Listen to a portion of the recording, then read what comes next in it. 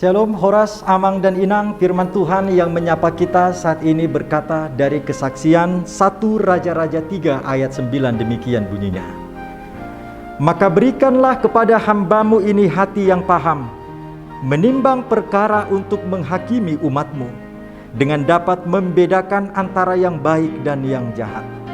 Sebab siapakah yang sanggup menghakimi umatmu yang sangat besar ini? Dalam terjemahan bahasa Batak Toba disebutkan demikian.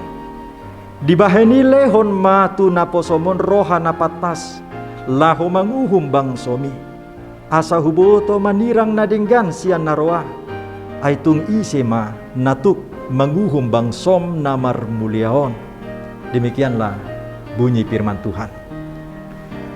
Jemaat sekalian, kita yang dikasihi dan diberkati Tuhan, adapun yang menjadi topik renungan kita saat ini berkata, berhikmat bersama Tuhan.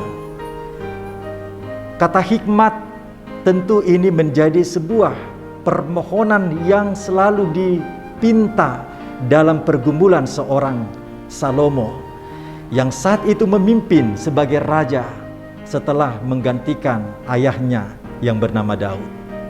Ketika perkara dua orang ibu yang ditanganinya memperebutkan satu bayi, sehingga dengan hikmat Tuhan seorang Salomo melakukan kepemimpinan pelayanannya bagi ibu yang kandung, merelakan untuk anaknya diambil sekalipun itu sangat berat hati berpisah.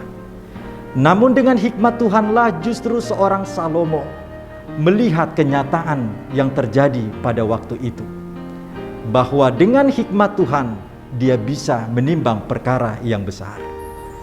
Jemaat sekalian, kita yang dikasihi dan diberkati oleh Tuhan, setiap perkara yang besar ataupun yang kecil yang tengah kita hadapi sejauh ini tentu membutuhkan yang namanya pertimbangan-pertimbangan lewat pemikiran kita, memandang jauh ke depan akan hal-hal yang akan terwujud ketika kita telah pikirkan untuk diputuskan. Maka dalam mempertimbangkan setiap persoalan itu, tentu kita harus melibatkan Tuhan. Inilah yang kita minta sebagaimana seorang Salomo memohon hikmat Tuhan. Demikian pun dalam kehidupan kita. Kekayaan, kehormatan, kewibawaan sudah Tuhan nyatakan bagi seorang Salomo ketika hikmat yang telah mendasari perjalanan kepemimpinannya sebagai seorang raja. Demikian pun dalam kehidupan kita sampai sejauh ini, Tuhan mau hadirkan hikmat-Nya ketika telinga, mata, serta hati ini terbuka untuk diisi dengan suara kebenaran firman-Nya. Inilah yang terus-menerus dibangun oleh Tuhan. Apa yang dikatakan firman sebagai sumber kebenaran, maka ini pula terjadi dalam kehidupan kita, di kekinian kita. Martin Luther sebutkan sola scriptura, hanya dengan firman kita memperoleh pembenaran, kita memperoleh keselamatan.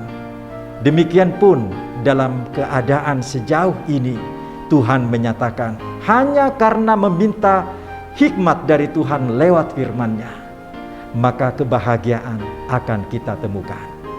Selamat beraktivitas Amang dan Inang. Jemaat sekalian, mari kita tetap mengikuti protokol kesehatan pemerintah dengan selalu mengenakan masker saat beraktivitas di luar rumah, dan kita rajin mencuci tangan serta tetap menjaga jarak.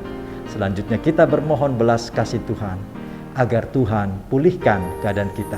Tuhan Yesus memberkati. Kita berdoa. Terima kasih Tuhan atas firman-Mu. Biarlah ini menjadi bekal hidup kami. Tolong dan kuatkanlah kami dengan Roh Kudus-Mu, agar kami dimampukan memutuskan setiap persoalan. Dengan hikmat-Mu kami memperoleh jawaban. Dalam nama Tuhan Yesus Kristus. Anugerah Tuhan kita Yesus Kristus, kasih Allah Bapa, dan persekutuan Roh Kudus menyertai engkau sekalian. Amin.